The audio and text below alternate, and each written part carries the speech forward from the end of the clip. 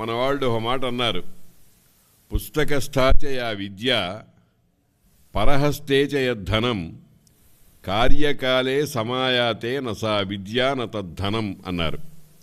పుస్తకంలో ఉన్న విద్య, పరుడి చేతిలో ఉన్న డబ్బు, పనిపడినప్పుడు ఆ విద్య విద్య కాదు, ఆ ధనము ధనము కాదు అన్నారు.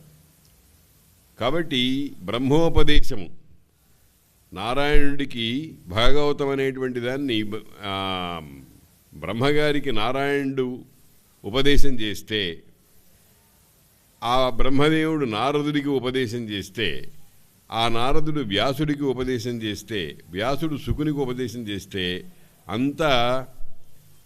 అంతా ముఖ వ్యాపారము, శ్రవణ వ్యాపారమే కానీ అక్షి వ్యాపారం లేదక్కడ. అంటే కంటితో చూడటం, చదవటం మొదలైనటువంటివి ఏమీ లేవు. అదే గాఢంగా ఉండిపోతుంది.